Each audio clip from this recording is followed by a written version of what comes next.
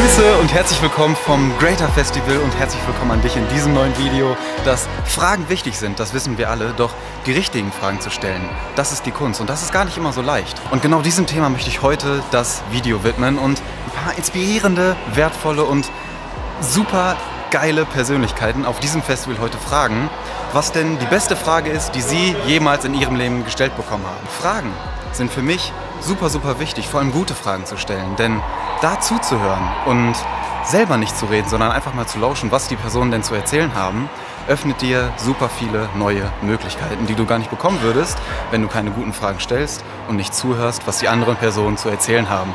Und ich habe jetzt genug geredet, deswegen wünsche ich dir ganz viel Spaß bei diesem Video. Michi, ich freue mich voll, dich jetzt hier auch persönlich live die Energie zu spüren, dich persönlich kennenzulernen. Und es ist richtig schön. Also die Energie aus der Podcast-Folge, die kommt auf jeden Fall sehr stark rüber. Und die Frage ist, was ist bisher die beste Frage, die du gestellt bekommen hast und warum? Die beste Frage, die ich bisher gestellt bekommen habe, war die, ob es für die Liebe ist. Und zwar in einem Schlüsselmoment meines Lebens, wo ich mich endlich getraut habe, meinem Herzen zu folgen. Das war die mit Abstand beste Frage, weil ich auch nur jedem Menschen immer empfehlen kann, der Liebe und nicht der Angst zu folgen. So. Ja, also ist es für die Liebe. Und wenn du die Frage mit Ja beantwortest, dann folge deinem Herzen. Vielen Dank. Ich freue mich. Danke. Danke für die Energie. So gerne. Und die nächste Person ist direkt da. Passend zu Michi habe ich hier den Marc am Start. Und Marc stellt dich die gleiche Frage. Marc, was ist bisher die beste Frage, die du gestellt bekommen hast? Also die beste, vielleicht wichtigste Frage, wie geht es dir? Alltäglich, wir hören es jeden Tag, aber wer meint diese Frage denn ehrlich? Und ich glaube, es geht vielmehr darum, was steht hinter der Frage, die einem einer stellt? Ist sie ehrlich gemeint oder ist es einfach nur eine Floskel? Und deswegen ein ehrliches, wie geht es dir, weil er sich für meine Gefühle und Emotionen interessiert, ist mehr wert als alles andere. Sehr schön. Marc, wie geht's dir? Im Moment geht es mir wirklich gut, weil ich die Ehre habe, hier heute so viele tolle Menschen zu treffen, mich mit denen auszutauschen und einfach diese Energie zu spüren. Wir haben eben auch schon drüber geredet, Energie wird weitergeleitet und gespiegelt und das ist einfach ein tolles Gefühl. Ich hoffe, dir geht es ähnlich. Danke, mir geht's hervorragend. Hier einfach die Live-Energie zu spüren, ist ein ganz anderes Level und das kann ich dir und Michi auch nur zurückgeben. Ja, von Herzen, das ist total schön, was ihr hier vermittelt und dass das auch live so spürbar ist. Richtig schön. Danke. Ich freue mich, die Begleitung gemacht worden. Danke.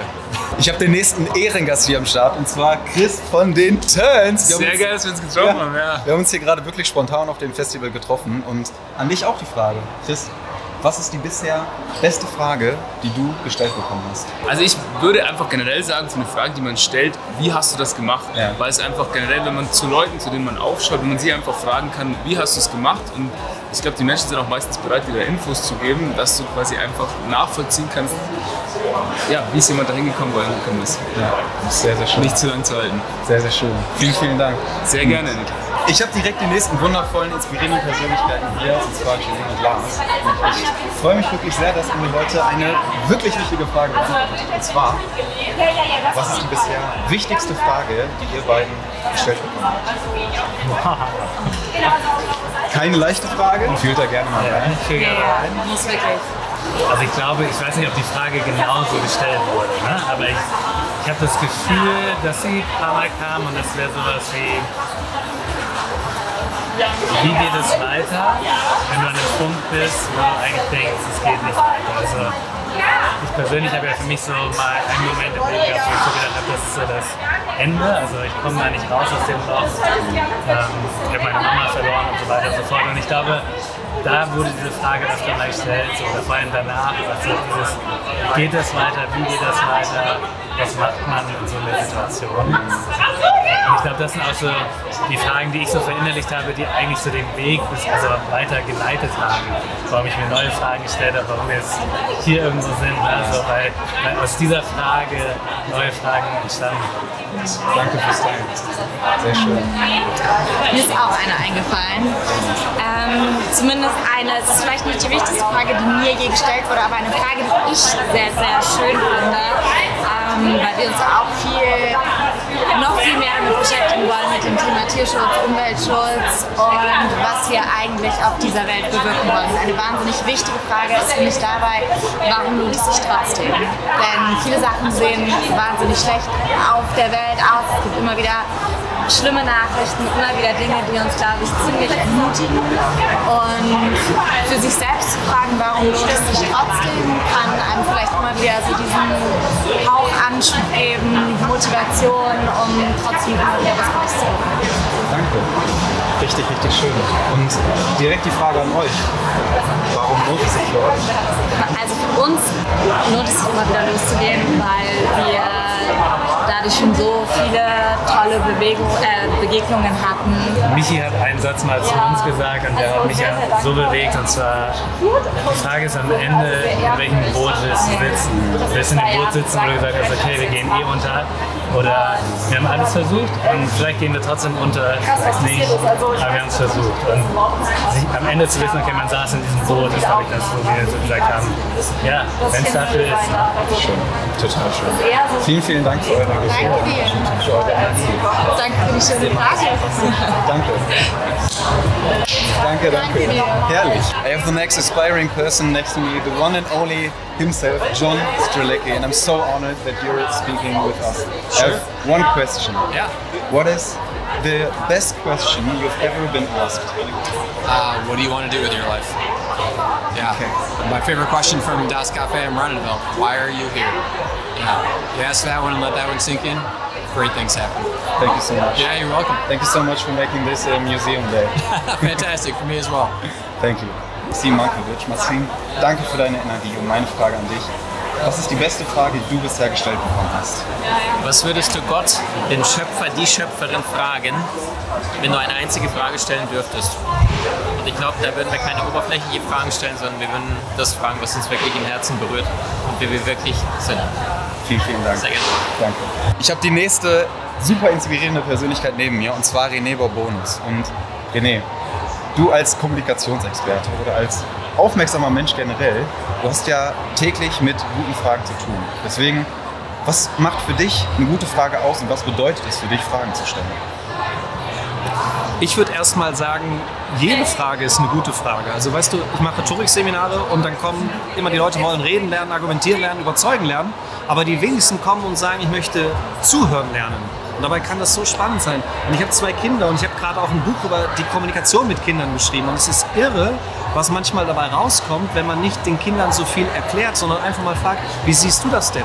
Oder wenn ein Kind kommt und sagt, ich habe ein 2, ist das gut? Und man einfach mal zurückfragt, bist du denn damit zufrieden? Also ich glaube, Fragen öffnen so viele Räume und so viele Möglichkeiten, ins Gespräch zu kommen und Dinge zu erfahren. Und deswegen empfehle ich, grundsätzlich Fragen zu stellen. Und es muss nicht immer eine ganz großartige Frage sein, denn das würde Menschen, glaube ich, viel zu sehr unter Druck setzen. Dann überlegen die stundenlang, was könnte ich für eine kluge Frage stellen. Ich glaube, jede Frage ist klug. Danke. Danke, dass du uns hier den Raum eröffnet hast. Sehr gerne. Vielen Dank. Sehr gerne. An Leichtigkeit. Wichtigsten Dinge, wenn wir Steigt deine Selbstliebe-Prinzip. Es braucht persönlich nicht um das Buch. But does anyone care? Tennisspieler, ein Tempel. Wow, wow, wow. Ich komme gerade aus der Rednernacht raus. Nach 2 Tagen Greater Festival. Bin jetzt hier im Auto, mache mich gleich auf den Weg nach Hause.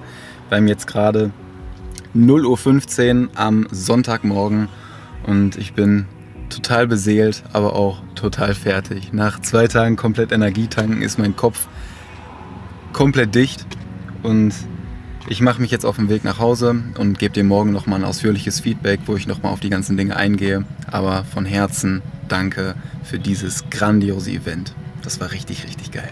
Bis morgen. Guten Morgen, da bin ich wieder. Die Augen sind wieder ein bisschen frischer, wenn auch der ein oder andere Augenring da ist von den letzten beiden Tagen. Aber die Energie, die ist einfach da. Ich bin auch immer ganz beseelt, habe mir gerade ein paar Gedanken hier mal aufgeschrieben, ein bisschen reflektiert zu dem morgendlichen Porridge. Und diese Gedanken werde ich dir jetzt gleich in einer neuen Podcast-Folge aufnehmen, die dann morgen online kommt. Wir haben heute jetzt gerade Sonntag. Und ich hoffe, du konntest hier aus den ein oder anderen Fragen einen inspirierenden Impuls für dich zu Hause auch mitnehmen. Und wie René Bourbonus gesagt hat, was mir persönlich total gut gefallen hat. Und es muss nicht immer eine ganz großartige Frage sein, denn das würde Menschen, glaube ich, viel zu sehr unter Druck setzen. Dann überlegen die stundenlang, was könnte ich für eine kluge Frage stellen. Ich glaube, jede Frage ist klug. Dass jede Frage eine gute Frage sein kann und es gar nicht immer irgendwie eine spektakuläre Frage sein muss, die du gestellt bekommst, um was ganz Besonderes in dir auszulösen. Denn die bisher wichtigste Frage, die ich gestellt bekommen habe, die sehr, sehr viel bei mir ausgelöst hat, ist folgende. Was willst du eigentlich wirklich? Und das ist so eine einfache und simple Frage, aber die hat bei mir so, so viel ausgelöst und der Reihe nach die Schalter bei mir umgelegt. Und dafür bin ich unendlich dankbar.